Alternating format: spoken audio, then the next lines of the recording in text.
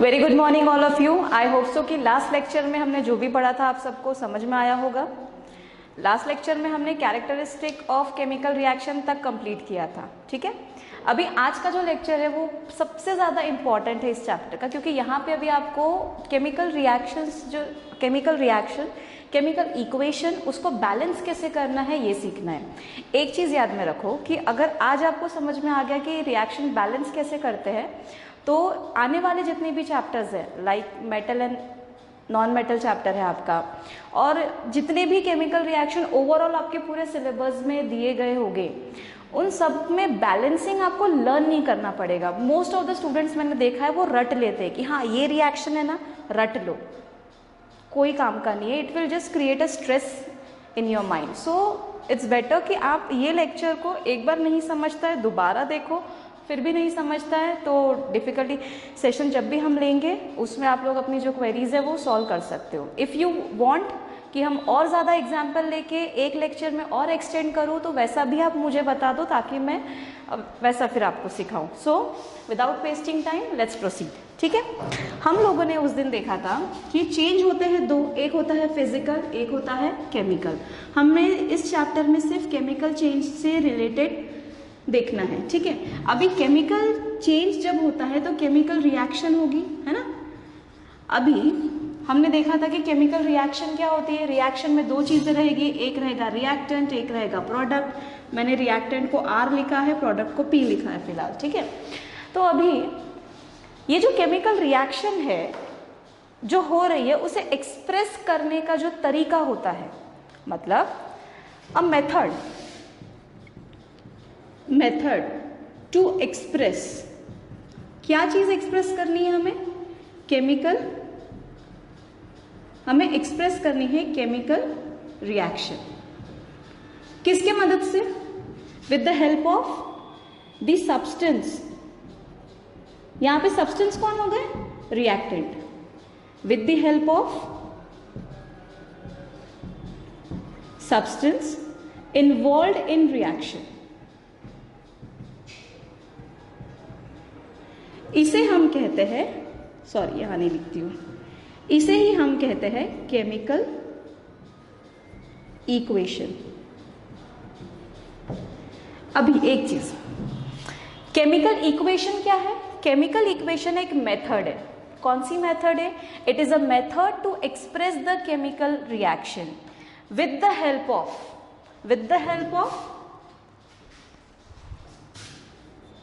Formulas and symbol.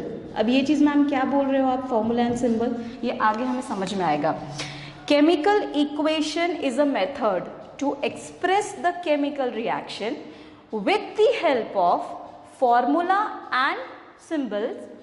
किसका formula and symbol? Of the substance involved in the reaction. मतलब जो substance उस chemical reaction में involve है उनके फॉर्मूले और सिंबल की मदद से जब हम किसी केमिकल रिएक्शन को एक्सप्रेस करते हैं, that method is called as chemical equation, ठीक है। जब हम लोग जब हम सिर्फ उनका नेम यूज करते हैं तो उससे हम वर्ड इक्वेशन कहते हैं। जब हम फॉर्मूला यूज करते हैं तब उसे सिंबल कहते हैं। आई होप सो आपको शायद समझ में नहीं आया होगा, मुझे गारंटी है। देखो मैंने अगर ऐसा लिखा,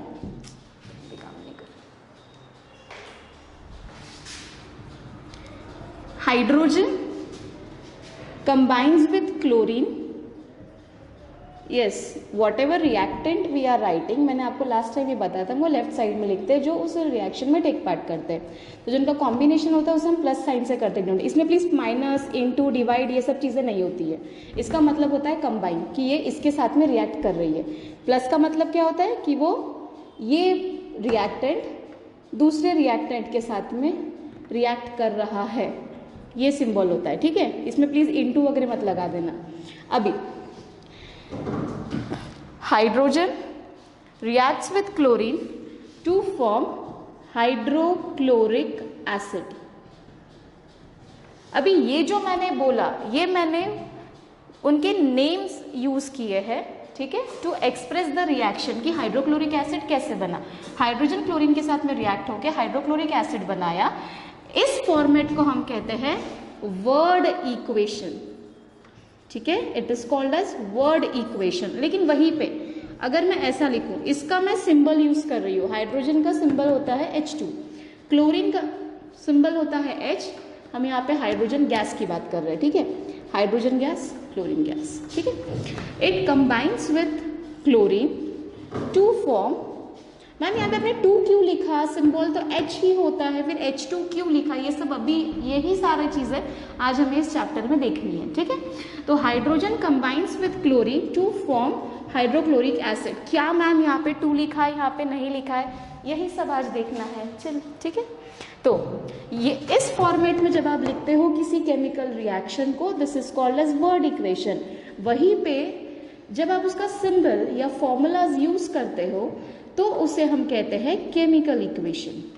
I hope so chemical equation और वर्ड इक्वेशन में डिफरेंस समझ गया होगा। और देखो हमने क्या बोला था as per definition, method symbols, reactant के सिंबल एंड फॉर्मूले को यूज करके जब हम लोग केमिकल रिएक्शन को एक्सप्रेस करते हैं, इस प्रोसेस को, इस मेथड को हम कहते हैं chemical equation. I hope so अब ये डेफिनेशन एकदम क्लियर हो गया होगा, ठीक है। अब आगे बढ़ते हैं कि रिएक्शन बैलेंस कैसे की जाती है। Before learning how to balance a chemical reaction we will learn, मैं आपको कुछ बेसिक से ना, जो आपके सिलेबस में मोस्टली ज़्यादा आप लोगों को केमिकल्स वगैरह फॉर्मूले ज़्यादा कुछ है नहीं, कुछ मिनिमम थोड़े बहुत ही दिए गए हैं और बहुत सी चीज़ें कॉमन है, तो वो एक लर्न कर लेते हैं, ठीक है। SO4 this is called as sulphate, याद ही रखना ये, इसका नाम क्या है, सल्फेट। X मतलब क्या होता है, हेलोजन। और मोस्टली ना आपके सिलेबस में क्लोरीन यूज किया गया है, कहीं कहीं पे फ्लोरीन यूज किया गया है, इससे ज्यादा कुछ किया नहीं गया है, ठीक है। लेकिन हम यहाँ पे हेलोजन यूज नहीं करते हैं, हम यहाँ पे X माइनस यूज करते हैं, उसे कहते हैं हलाइड। अभी मैम ये क्या चीज है, इसका एग्जाम्पल ले रही हूं मैं, chlorine, fluorine, bromine, iodine etcetera, इसे हम कहते हैं हैलोजेंस, ठीक है। तो ये जो है मोस्टली आपके सिलेबस में यही चीजें दी गई है, इससे ज्यादा कुछ ऐसा दिया नहीं गया, तो we will take only 2 example, आपको समझ जाएगा। देखो अभी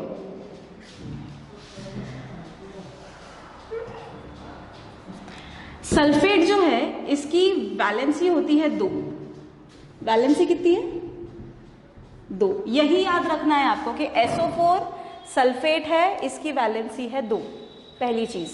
दूसरा, अब आप क्लोरीन लो, फ्लोरीन लो, ब्रोमीन लो, आयोडीन लो या कुछ भी लो, ठीक है, आप कोई भी हेलोजन लो, आप लोगों को, मैं आप लोगों को हेलोजन के ये लिस्ट दे दूंगी, ठीक है। सपोज इसे हम क्लोरीन, जैसे क्लोरीन है तो क्लोरीन यूज नहीं करते हम लोग, आप लोगों को याद क्या रखना है, क्लोराइड मतलब Cl माइनस, इसकी वैलेंसी होती है 1, ठीक है। फिर आयोडीन रहा तो आयोडाइड, क्या बोलेंगे हम इसको, आयोडाइड। देखो जो हैलोजन का नाम होगा, करना क्या है, हैलोजन का जो भी नाम होगा उसमें से आपको ये वर्ड निकाल देना और IDE लगाना है। इट मीन्स अगर क्लोरीन है तो कुछ नहीं करना है, ये वर्ड निकाल दो, और अगर I ऑलरेडी है तो आपका आएगा क्लोराइड। आयोडीन है, ये हटा दो, वर्ड लगा दो DE, आयोडाइड, मतलब हैलोजन का हैलाइड, ये क्या बन जाएगा, हैलाइड। सिमिलरली आपको क्या करना है, क्लोरीन का क्लोराइड, फ्लोरीन का फ्लोराइड, ब्रोमीन का ब्रोमाइड, आयोडीन का आयोडाइड, बस यही चीज रहेगी। मेन ध्यान क्या रखना है हमें कि इसकी जो वैलेंसी है वो कितनी है, 1। देखो क्लोरीन रहे, फ्लोरीन रहे, ब्रोमीन रहे, आयोडीन रहे, कुछ भी रहे, जितने भी हैलोजेंस है इनकी वैलेंसी रहेगी 1। अभी मैंने एग्जाम्पल लिया है क्लोरीन, तो इट विल कम क्लोराइड, ठीक है, वैलेंसी इज 1।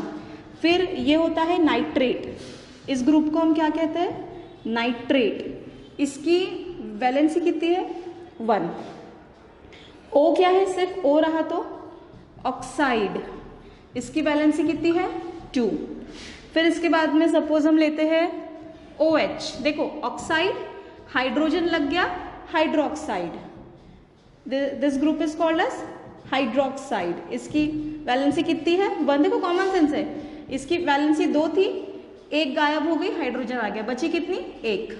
ठीक है, अभी इसके बाद में ठीक है, एक लास्ट ले लेते हैं, carbonate. This group is called as carbonate. ठीक है, कितनी वैलेंसी है? 2। क्लियर हुआ? आप लोगों को ये चीज बिल्कुल रट लेनी है। SO4 मतलब सल्फेट, वैलेंसी रहेगी 2। क्लोरीन, ब्रोमीन, आयोडीन, ठीक है, एक्सेट्रा, जितने भी हैलोजेंस हैं उनकी वैलेंसी रहेगी 1। नाइट्रेट वैलेंसी रहेगी 1। ऑक्साइड वैलेंसी रहेगी 2। OH मीन्स हाइड्रोक्साइड, वैलेंसी रहेगी 1। CO3 कार्बोनेट, वैलेंसी रहेगी 2। मैम आप ये सब हमको क्यों बता रही हो? वीडियो पॉज करो, इसे लिख लो, ठीक है, एंड ये आप लोगों को लर्न करना है, ठीक है, ओके। अभी मैं आपको क्यों बता रही हूँ, देखो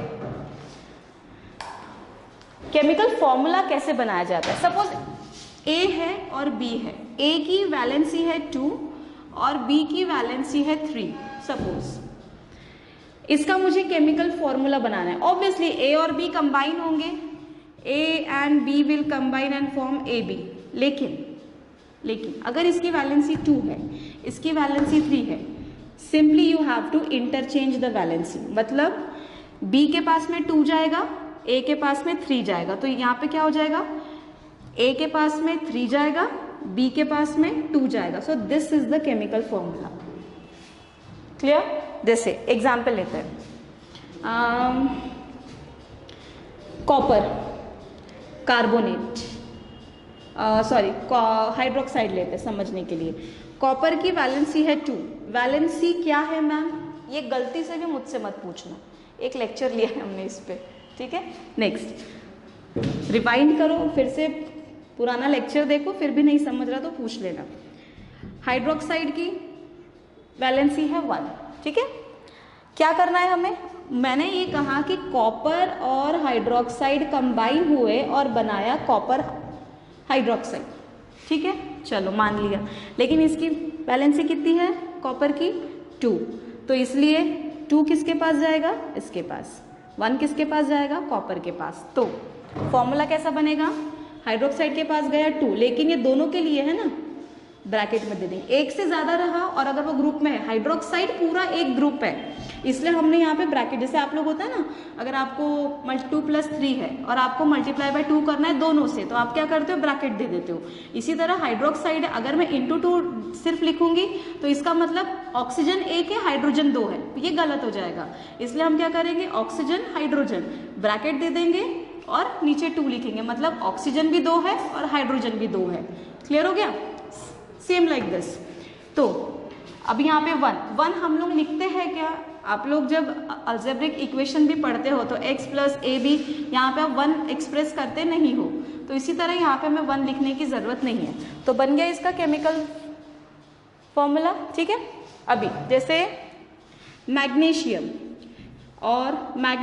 और क्लोरीन सपोज कंबाइन हुए और बनाया MgCl2। मैम यहाँ तो आपने 2 लिखा है, तो ये क्या? इसकी वैलेंसी 2 है, इसकी वैलेंसी 1, ठीक है। यहाँ पे 2 है तो वो दोनों भी सेटिस्फाइड हो जाएगी, उसका कोई, ये तो डायरेक्ट है, इसका कोई सवाल ही नहीं आता है। अभी एक और ले लेते हैं एग्जाम्पल, हाइड्रोजन और ऑक्सीजन कंबाइन होके बने वाटर। तो मैम यहाँ पे 2 आया, यहाँ पे ऐसा आया, क्यों? क्योंकि देखो हाइड्रोजन की वैलेंसी 1 है, ऑक्सीजन की 2 है, इंटरचेंज होगा, क्या बनेगा? H2O। इसीलिए वाटर का जो फॉर्मूला है वो इस तरह से बना हुआ है, ठीक है। अभी सिमिलरली सपोज कार्बन है, कार्बन और हाइड्रोजन कंबाइन होके मीथेन बना। सपोज आपको पता है कार्बन की वैलेंसी कितनी है? 4, हाइड्रोजन की कितनी है? 1, इंटरचेंज हुआ, कार्बन के पास 1 गया, हाइड्रोजन के पास 4 गया, 1 हम लोग लिखते नहीं, आ गया बराबर methane. So this is how you have to make the formula. Suppose जैसे एल्यूमिनियम वैलेंसी है 3, क्लोरीन वैलेंसी है 1, इंटरचेंज करो, ठीक है, Al1 बन जाएगा, Cl3 बन जाएगा, मतलब क्या हो गया AlCl3, एल्यूमिनियम क्लोराइड।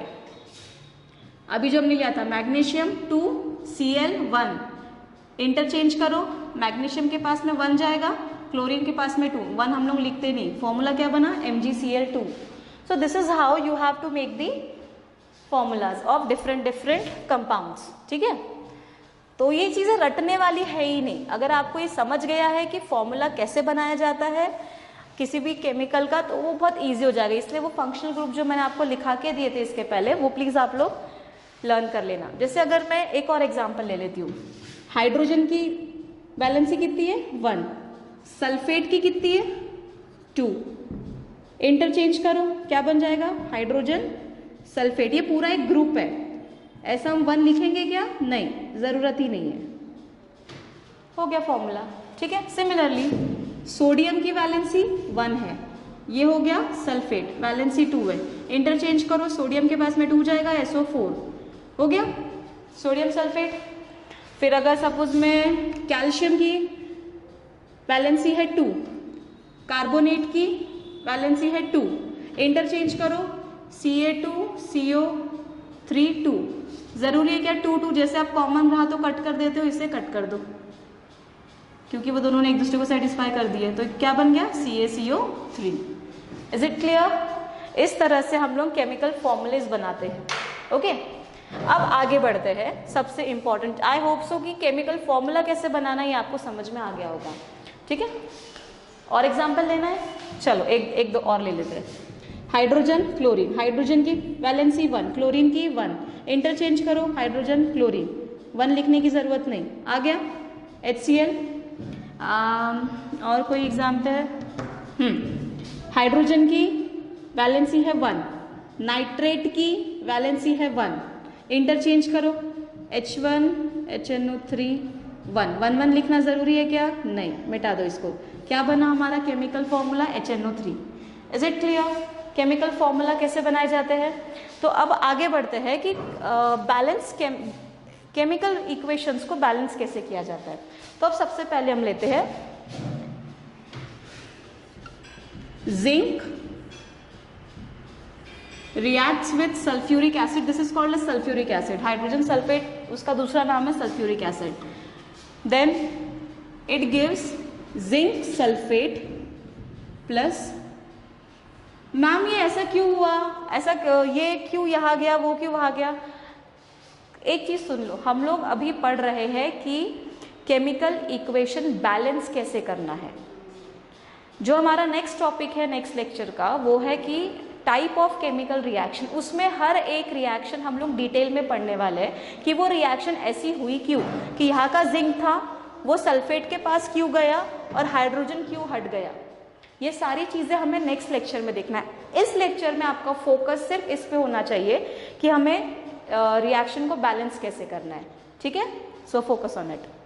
अभी यहाँ पे देखो, कोई भी आपको जब केमिकल इक्वेशन दिया गया हुआ है तो उसे बैलेंस कैसे करना है। सबसे पहले एक चीज ध्यान में रखना, लक्ष्मण रेखा अपनी समझने के लिए, ये साइड हो गया रिएक्टेंट का, ये साइड हो गया प्रोडक्ट का, ठीक है।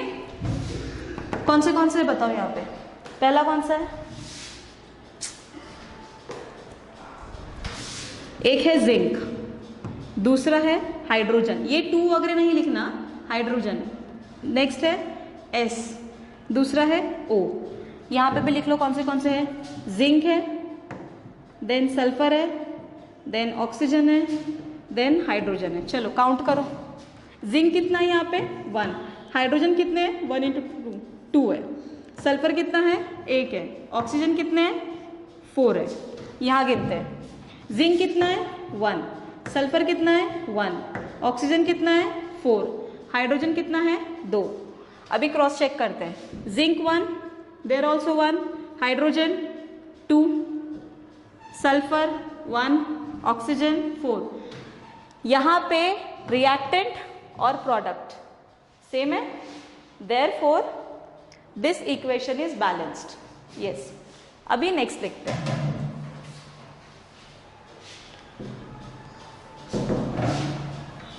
एक चीज याद रखो, रिएक्शन होने से पहले जो एलिमेंट्स थे उनकी पोजीशन जहां भी होगी, रिएक्शन होने के बाद उनकी पोजीशन चेंज हुई है, उनमें कोई कम या ज्यादा कुछ नहीं हुआ है, उनका वेट कम नहीं हुआ है, उनका एनर्जी कम नहीं हुई है। अभी यहाँ पे जो हमने रिएक्शन, जैसे अगर मैं जो हमने लिया था जिंक H2SO4 और मैंने फिर लिया था यहाँ पे जिंक सल्फेट और हाइड्रोजन गैसेस रिलीज, तो यहाँ पे ये जो हाइड्रोजन है ये रिप्लेस हो गया था इससे, ठीक है, इसीलिए यहाँ पे जिंक सल्फेट बन गया था और जो हाइड्रोजन गैस है वो निकल गई थी, ठीक है। ये ऐसी रिएक्शन हुई, लेकिन जिंक कम हुआ क्या? नहीं। जिंक बढ़ा क्या? नहीं। Number of elements will always remain the means जितने क्वांटिटी यहाँ पे जो नंबर ऑफ एलिमेंट्स है ये उतने ही रहेंगे जितने प्रोडक्ट में है। यहाँ ये हमारी इक्वेशन ऑलरेडी बैलेंस था, हमें बैलेंस करने की जरूरत नहीं पड़ी।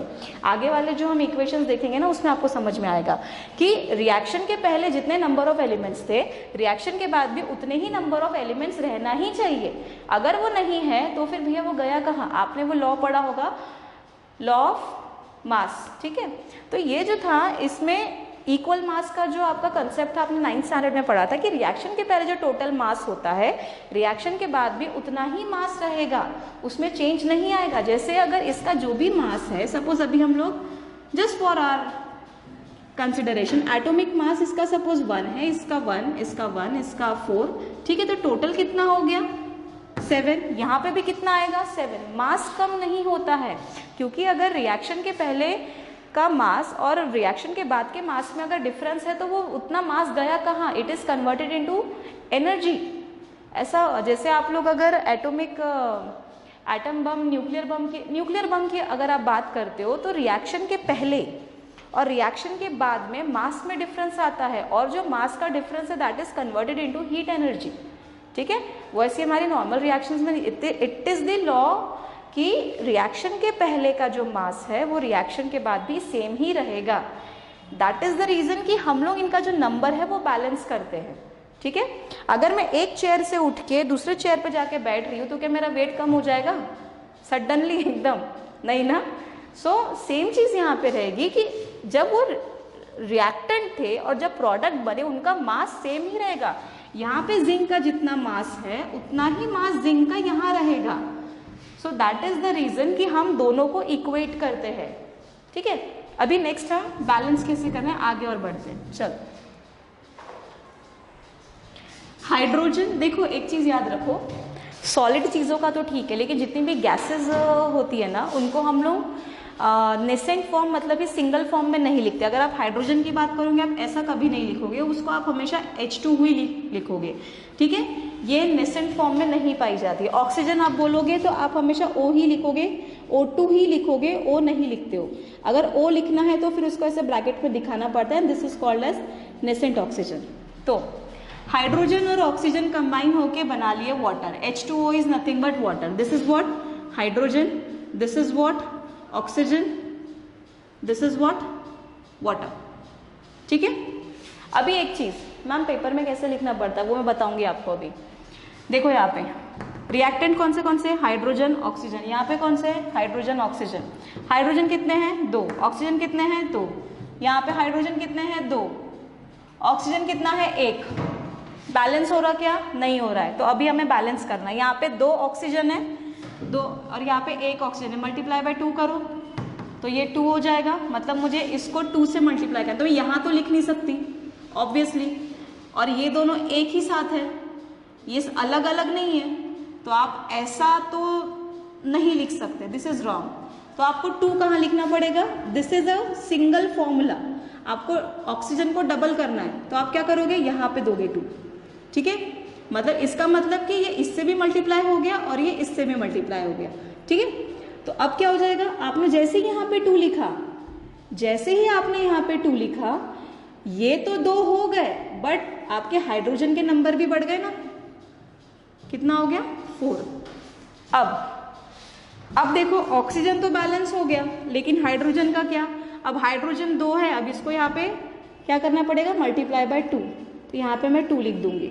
अब देखो बरा, यहाँ पे हाइड्रोजन कितने हैं, 4, ऑक्सीजन कितने हैं, 2, हाइड्रोजन कितने हैं, 2 इंटू 2 4, ऑक्सीजन कितने हैं, O इंटू 2 कितना आया, 2। सो दिस इज बैलेंस्ड। ठीक है, आप लोगों को नंबर ऑफ एलिमेंट्स इक्वेट करने हैं, एलसीएम तो आता ही होगा इजीली, बस वही सॉल्व करना है।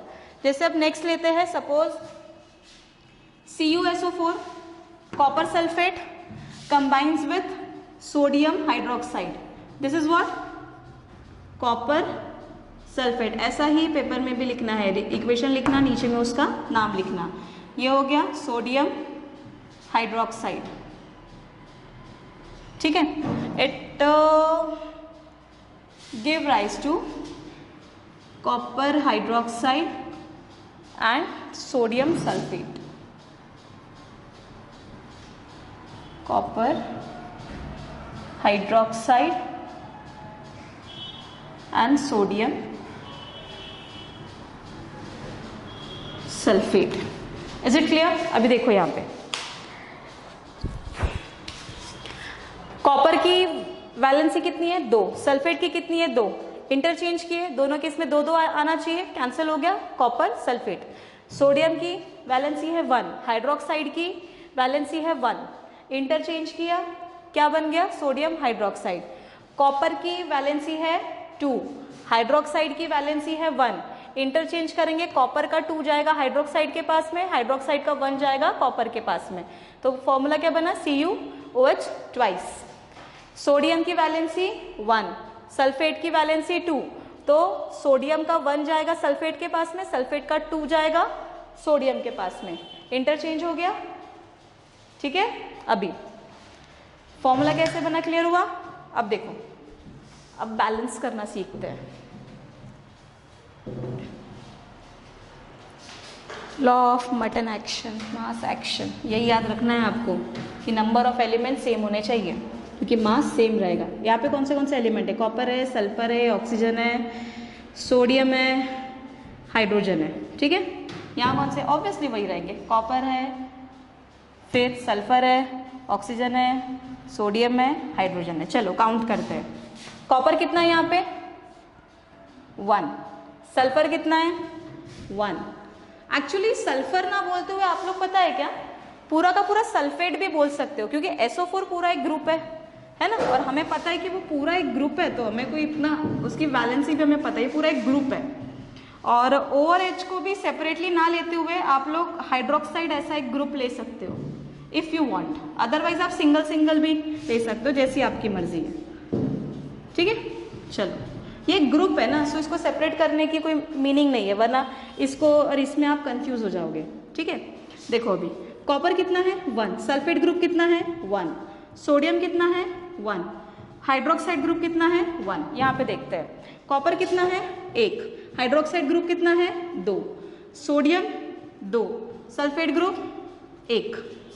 ठीक है, अब देखो बैलेंस है क्या, यहाँ पे कॉपर तो बैलेंस्ड है, सल्फेट भी बैलेंस्ड है, लेकिन व्हाट अबाउट दिस, यहाँ पे सोडियम 1, वहां पे 2, यहाँ पे हाइड्रोक्साइड 1, वहां पे 2, इसका मतलब कुछ तो गड़बड़ हो रही है। सिंपल, इसको मल्टीप्लाई बाय 2 कर दो। अगर मुझे हाइड्रोक्साइड को मल्टीप्लाई बाय 2 करना है, मैं यहाँ तो लिख नहीं सकती, ये हो जाएगा गलत, ऐसे भी लिख नहीं सकती, क्योंकि सोडियम की जो वैलेंसी है वो क्या है, 1 है। अगर मैं यहाँ पे इस तरह से 2 लिख देती हूँ, तो ये इसका मतलब हो जाएगा कि सोडियम की वैलेंसी 2 है, जो कि गलत हो जाएगा, तो मुझे यहीं पे लिखना पड़ेगा। ठीक है, तो मैंने जैसे ही यहाँ पे मल्टीप्लाई किया, इसको इस ग्रुप को मल्टीप्लाई करने के लिए मैंने यहाँ पे 2 लिखा, जैसे ही मैंने इसके साथ में इसको मल्टीप्लाई किया, ऑटोमेटिकली सोडियम भी क्या हो गया, मल्टीप्लाई बाय 2 हो गया। अभी देखो मेरा बैलेंस हुआ क्या इक्वेशन, कॉपर 1 है, सल्फेट ग्रुप 1 है, सोडियम दोनों तरफ 2 है, हाइड्रोक्साइड दोनों तरफ 2 है, बैलेंस हो गया equation. Copper sulphate combines with sodium hydroxide to give copper hydroxide and sodium sulphate. इसी तरह से लिखना है। अब पेपर में कैसे लिखोगे आप लोग, अगर कोई इक्वेशन है, प्लीज रट्टाफिकेशन बिल्कुल नहीं करना है, सिंपल सी एक चीज आपको बता रही हूँ। एक काम करते हैं, हम पहले बैलेंस के कुछ एग्जाम्पल और ले लेते हैं, उसके बाद में किस तरह से लिखना चाहिए इक्वेशन को पेपर में वो मैं आपको बता देती हूँ, ठीक है। देखो अभी और एक एग्जाम्पल ले लेते हैं। मैंने आप लोगों को बताया ना कि सोडियम पानी में डालते बराबर आग लग जाती है, याद है? चलो वही एग्जाम्पल लेते हैं। Sodium combines with water give sodium hydroxide and hydrogen gas is released, ठीक है। अब देखो क्या होता है ना कि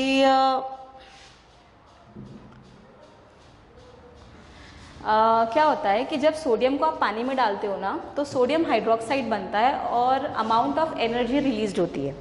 जैसे ही अमाउंट ऑफ एनर्जी रिलीज होती है it is in the form of heat. आप लोगों को पता है कि हाइड्रोजन जो है इट इज़ हाईली कंबस्टिबल, वो जलती है गैस, है ना।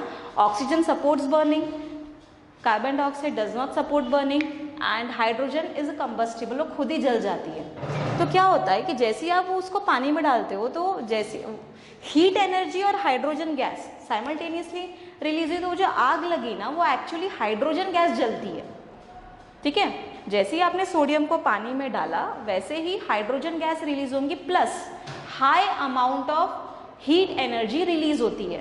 एंड आपको बताया था ना उस दिन की टेम्परेचर बढ़ भी सकता है, कम भी हो सकता है, क्योंकि हीट एनर्जी लग भी सकती है या फिर हीट एनर्जी रिलीज भी हो सकती है। It is one of the characteristic of the chemical reaction. तो जैसे ही आप उसको पानी में डालते हो हाइड्रोजन गैस रिलीज होती है और हीट एनर्जी लार्ज अमाउंट में रिलीज होती है, और उस हीट एनर्जी की वजह से हाइड्रोजन गैस जल जाती है, इसलिए पानी में आग लग जाती है। नाउ अभी वो हमारा कंसर्न है, हमें सिर्फ बैलेंस करना है। चलो देखते हैं। सोडियम कितना है 1, हाइड्रोजन यहाँ पे कितना है 1, ऑक्सीजन कितना है, सॉरी हाइड्रोजन है 2, ऑक्सीजन है 1। चलो यहाँ देखते हैं सोडियम 1। अभी यहाँ पे कंबाइन मत लिखो क्योंकि यहाँ पे ऑक्सीजन सेपरेट है ना। पहले वाले इक्वेशन में क्या था, दोनों तरफ OH ग्रुप था, इसलिए मैंने साथ में लिख लिया था। यहाँ पे ऐसा नहीं है तो हम नहीं लिखेंगे। ऑक्सीजन 1, हाइड्रोजन 3 आ रहा है। अब देखो बैलेंस तो हो नहीं रहा, यहाँ पे हाइड्रोजन 2 है, वहाँ पे 3 है। तो अभी क्या करना चाहिए, एलसीएम वाला नाम कुछ सुना है क्या आपने कभी? एलसीएम जैसी कुछ चीज़ होती है। अभी देखो अगर मैं इसको मल्टीप्लाई बाय 2 करती हूँ तो ये बन जाएगा 4, 5 ऑड नंबर आ जाएगा, और ये 2 है तो हमें ऐसा ऑड नहीं, हमें कुछ ऐसा इवन टाइप चाहिए। तो हम क्या करते हैं, एक काम करते हैं, एक्सपेरिमेंट्स करना पड़ेगा आपको, कई सारे इक्वेशन बैलेंस करके प्रैक्टिस करनी पड़ेगी। इसको 2 से मल्टीप्लाई करके देखते हैं। इसको अगर मैंने 2 से मल्टीप्लाई किया, सॉरी इसको नहीं, इसको 2 से multiply, you can make changes इधर ऑन दिस साइड और ऑन दैट साइड, ऐसा कोई रूल नहीं है। यहाँ पे इसको हम मल्टीप्लाई बाय 2 करके देखते हैं। यहाँ पे मैंने इसको 2 से मल्टीप्लाई किया, जैसे ही मैंने इसको 2 से मल्टीप्लाई किया ऑटोमेटिकली ये वाला ग्रुप भी 2 से मल्टीप्लाई हो गया, मतलब यहाँ पे ऑक्सीजन इंटू 2 हो गया, और हाइड्रोजन की क्वांटिटी देखो 2 इंटू H और यहाँ पे H2, मतलब ये कितने हो गए, 2 हाइड्रोजन यहाँ पे है, 2 हाइड्रोजन यहाँ पे, टोटल कितने हो गए 4, ठीक है। अब देखते हैं और कुछ कर सकते हैं क्या। अभी भी देखो यहाँ पे सोडियम 1 है, वहाँ पे 2 आ गए, तो चलो ये तो इजी हो जाएगा, इसको हम इंटू 2 कर देते हैं। अभी भी ऑक्सीजन यहाँ पे 2 है, यहाँ पे 1 है, इसको इंटू 2 करके देखते हैं। इंटू 2 कर दिया, जैसे ही मैंने इसको इंटू 2 किया ऑटोमेटिकली हाइड्रोजन भी इंटू 2 हो गया, सो इट इज 4। अब देखो जरा हुआ क्या बैलेंस, हाइड्रोजन 4 है, यहाँ पे भी हाइड्रोजन 4 है, ऑक्सीजन 2 है, यहाँ पे भी ऑक्सीजन 2 है, यहाँ पे सोडियम 2 है, यहाँ पे भी सोडियम 2 है।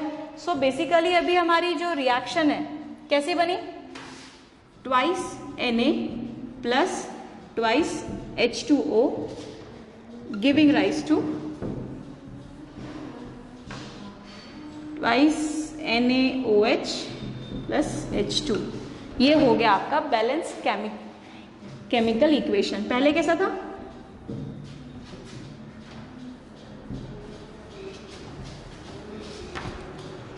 पहले था ऐसा, ठीक है। अभी कैसा हो गया, बैलेंस। अगर आप कैलकुलेट करोगे तो यहाँ के जितने एलिमेंट्स हो गए एग्जैक्टली उतने यहाँ पे हो गए। This is called as balance chemical equation. अब बात करते हैं कि पेपर में लिखना कैसे है। सिंपल सा फंडा आपको बता देती हूँ।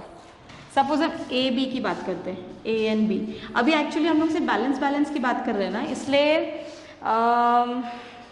एक काम करते हैं, ये वाला जो टॉपिक है ना कि कैसे लिखना चाहिए, ये हम लोग जब टाइप ऑफ केमिकल रिएक्शन देखेंगे ना तब उसमें लेंगे, क्योंकि उसमें अलग अलग टाइप की रिएक्शन जिसमें कैटलिस्ट वगैरह यूज़ करना पड़ता है, तो वहाँ पे आपको ज़्यादा बेटर समझेगा। और एक दो एग्जाम्पल लेना है क्या बैलेंस केमिकल इक्वेशन के, चलो लेते हैं। हाइड्रोजन, मैंने अभी बताया कि गैसेस को कभी भी नेसेंट फॉर्म में नहीं लिखते हैं, उसे हम लोग हमेशा H2O2 Cl2 इस फॉर्म में ही लिखते हैं। और आप लोगों को पूरे सिलेबस में थोड़ी बहुत ही तो गैसेस है तो याद रखने की भी, मतलब वो ऐसे ही याद हो जाएगा। Cl2 giving rise to HCl। Reactant में कितने हैं? H 2 है, Cl में कितने हैं? 2 है, यहाँ पे H1 है, यहाँ पे Cl1 है। ये तो बहुत सिंपल है, इसको मल्टीप्लाई बाय 2 कर दो। जैसे ही इसको मल्टीप्लाई बाय 2 किया, ये ऑटोमेटिकली मल्टीप्लाई बाय 2 हो गया और ये हो गई आपकी बैलेंस केमिकल इक्वेशन। ठीक है, और एग्जाम्पल ले तो चलो, उस दिन हमारा एक एग्जाम्पल था magnesium valency 2, oxygen valency 2, interchange करो M2 Mg2, ये कट जाएगा, बचेगा क्या? MgO। ठीक है, this is magnesium oxide. Magnesium ribbon when Burns in presence of oxygen give rise to magnesium oxide. ठीक है, अब इसको करते हैं बैलेंस। मैग्नीशियम 1 है, ऑक्सीजन 2 है, मैग्नीशियम 1 है, ऑक्सीजन भी 1 है। अब क्या करें? मल्टीप्लाई बाय 2 करो। जैसे ही मैंने इसको मल्टीप्लाई बाय 2 किया, ये ऑटोमेटिकली मल्टीप्लाई बाय 2 हो गया। आई होप सबको शायद राइटिंग बहुत अच्छी आ गई मेरी अभी। जैसे ही मैंने इसको मल्टीप्लाई बाय 2 किया, मैंने ऑक्सीजन को मल्टीप्लाई बाय 2 किया, ऑटोमेटिकली Mg भी मल्टीप्लाई बाय 2 हो गया। ठीक है, तो अभी ये 2 है, ये 2 है, अब यहाँ पे सीन क्या हो रहा है कि ये 1 है, तो इसको मल्टीप्लाई बाय 2 करते हैं 2। So now this is the balanced chemical equation. जब right hand side is equivalent to left hand side, your equation is balanced. और एग्जाम्पल लेना है समझने के लिए, चलो ठीक है। मीथेन गैस पता है ना आपको? मीथेन को जब हम, it is very good fuel, best fuel actually. Carbon dioxide emission बहुत कम होता है और हीट एनर्जी काफ़ी अच्छी है। हीट को हम ट्रायंगल से भी डिनोट करते हैं, लेकिन अभी हम लोग हीट एनर्जी लिखते हैं। ठीक है, चलो मैं आपके बुक के सारे इक्वेशंस आपको बैलेंस करके सिखा रही हूँ। ठीक है, देखते हैं।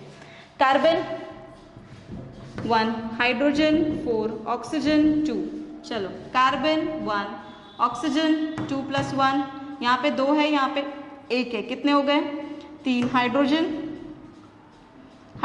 2। बैलेंस है क्या? नहीं है। कैसा करना फिर? सबसे पहले देखो कि हम कर क्या सकते हैं। देखो, हाइड्रोजन इवन है, ये भी इवन है, तो ऑड नंबर मत लाओ, ऐसा कुछ करो कि वो दोनों बैलेंस हो जाए। यहाँ पे 4 है, यहाँ पे 2 है, एक काम करते हैं, इसको 2 से मल्टीप्लाई करते हैं। 2, मैम हमको पता कैसे चलेगा कि 2 से मल्टीप्लाई करना 3 से? LCM, और ये सिर्फ प्रैक्टिस से आता है, आपको प्रैक्टिस करनी पड़ेगी। ठीक है, जितनी ज़्यादा प्रैक्टिस करोगे उतनी अच्छी मास्टरी इस पे हो जाएगी और ये फिर बहुत काम आएगा आगे। तो आपने जैसे इसको मल्टीप्लाई बाय 2 किया, यहाँ पे हाइड्रोजन 4 हो गए और ऑक्सीजन ऑटोमेटिकली कितने हो गए? 2 + 2, पहले 2, यहाँ पे 2 है और ये मल्टीप्लाई करने की वजह से 2 बन गए, मतलब कितना हो गया? 4। अब देखते हैं आगे, ऑक्सीजन 2 है, वहाँ पे 4 है, इसको मल्टीप्लाई बाय 2 करते हैं। चलो कर दिया। ठीक है, ऑक्सीजन 4, हाइड्रोजन 4। ठीक है, ये तो हो गया। कार्बन 1 हो गया क्या बैलेंस? देखो, कार्बन यहाँ पे 1 है, कार्बन 1 है। ठीक है, कार्बन 1 है, हाइड्रोजन 4 है, ये 4 हो गया। ठीक है, ऑक्सीजन 4 है, ऑक्सीजन ये 2 और ये 2 हो गया 4। सो बेसिकली अभी इक्वेशन क्या बन गया? Twice H2O। This is the chemical equation. Clear हो गया? बैलेंस केमिकल इक्वेशन समझ में आया? ठीक है, केमिकल इक्वेशन और बैलेंस केमिकल इक्वेशन में क्या डिफरेंस होता है? बैलेंस केमिकल इक्वेशन में the elements in the reactant side is equivalent to the elements on the product side. It is well balanced. ठीक है, it follows the law of mass. ना law of mass action. और example लेना है आपके book के। चलो एक और ले लेते हैं। कैल्शियम कार्बोनेट को जब आप हीट करते हो तो कैल्शियम ऑक्साइड और कार्बन डाइऑक्साइड रिलीज होता है। आपको हीट देनी ही पड़ती है, देखो यहाँ पे आपको हीट देनी पड़ रही है। So let's begin. Calcium 1, carbon 1, oxygen 3। चलो यहाँ देखते हैं, कैल्शियम 1, ऑक्सीजन 1 और ये 2, ये सबको गिनना है। यहाँ का 1, यहाँ का 2, कितने हो गए? 3। कार्बन 1, बैलेंस है क्या? देखो calcium 1, carbon 1, oxygen 3, it is a balanced, करने की जरूरत ही नहीं पड़ी। चलो एक और इक्वेशन आपके बुक में दिया गया है, nitrogen combines with oxygen and forms nitrogen oxide. This is nitrogen gas, nitrogen combines with oxygen and form nitrogen oxide. अब एक चीज याद रखो, नाइट्रोजन ऑक्साइड, आप जब बैलेंस केमिकल इक्वेशन लिखते हो तो आप और उसको ज़्यादा इंफॉर्मेटिव बना सकते हो। कैसे? फिजिकल स्टेट बता के, G for gaseous, S for solid, L for liquid, AQ for aqueous. अगर आप कोई सॉल्यूशन बना रहे हो जो वाटर के मीडियम, आपने वाटर में बनाया है तो उससे हम एक्वियस मीडियम कहते हैं और उसे ब्रैकेट से डिनोट करते हैं। G means gas, S means solid, L means liquid and this means aqueous. ठीक है, अब जैसे नाइट्रोजन गैस है तो मैं यहाँ पे G से कर दूंगी डिनोट, ऑक्सीजन गैस है तो मैं इसको यहाँ पे G से कर दूंगी डिनोट, नाइट्रोजन ऑक्साइड भी गैस है। अगर कुछ और होता तो सॉलिड होता तो सॉलिड से किए रहते। क्लियर हो गया? इससे आप सिंबलाइज कर सकते हो। प्लस अगर वहाँ पे हीट एनर्जी रिलीज हो रही है तो अगर रिलीज हो रही होगी, देखो हीट रिलीज होगी तो यहाँ लिखेंगे, जब हम देते हैं हीट तो यहाँ लिखेंगे। ये सारी चीजें हम एक्सोथर्मिक एंडोथर्मिक रिएक्शन में देखने वाले हैं आगे, तो अभी इतना दिमाग लगाने की जरूरत भी नहीं है। ये लिख रहे हो क्या आप लोग? लिख लो पॉज करके, ठीक है। चलो बैलेंस करते हैं। यहाँ पे नाइट्रोजन 2 है, ऑक्सीजन 1 है, यहाँ सॉरी 2 है, यहाँ पे नाइट्रोजन 1 है, ऑक्सीजन 1 है। क्या करना है? अरे सिंपल है, इसको तो बस 2 से मल्टीप्लाई करना है। जैसे ही हमने नाइट्रोजन को 2 से मल्टीप्लाई किया, ऑक्सीजन ऑटोमेटिकली बैलेंस्ड हो गया, 2 हो गई बैलेंस्ड। ठीक है, नेक्स्ट लेते हैं।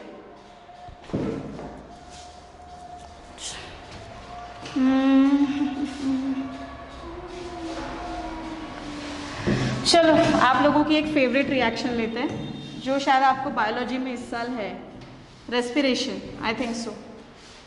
जब हम खाना खाते हैं ग्लूकोज बनता है C6H12O6 plus O2 giving rise to carbon dioxide, water and energy is released which is stored in the form of ATP।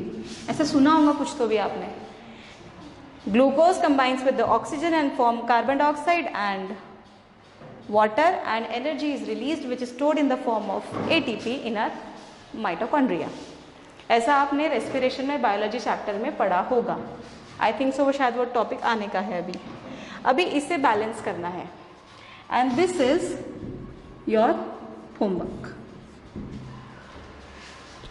ठीक है, glucose combines with oxygen and forms carbon dioxide and water with the release of energy. ठीक है, ये equation हो गया। आप लोगों को इसको बैलेंस करना है। कैसे करोगे? सेम, कार्बन कितने हैं? 6, हाइड्रोजन कितने हैं? 12, ऑक्सीजन कितने हैं? 6 + 2 8। मैं लिख के दे देती हूँ पहले, फिर आप लोग बैलेंस करना उसको। 1 यहाँ पे 2 प्लस हाइड्रोजन कितने हैं? 2, ऑक्सीजन कितने हैं? 3। ठीक है, अब आप इसको बैलेंस करना है आप लोगों को। This is your homework. I hope so कि आपको केमिकल इक्वेशन बैलेंस कैसे करते हैं ये समझ में आ गया होगा। ठीक है, नेक्स्ट लेक्चर में हमको ये देखना है कि टाइप ऑफ केमिकल रिएक्शन कौन से है, फिर हमें पेपर में उसको किस तरह से लिखना है, इक्वेशंस को किस तरह से पेपर में प्रॉपरली लिखा जाता है बिना रट्टा मारे। एंड आई थिंक सो अगर ये आपको समझ में आ गया ना कि फॉर्मूला कैसे बनाते हैं, इक्वेशन को बैलेंस कैसे करते हैं, तो आपको कुछ लर्न नहीं करना पड़ेगा। थोड़ी सी प्रैक्टिस कर लो, मैथ्स के जैसे हो जाएगा आपको। ठीक है, नेक्स्ट लेक्चर में मिलते हैं फिर। बाय।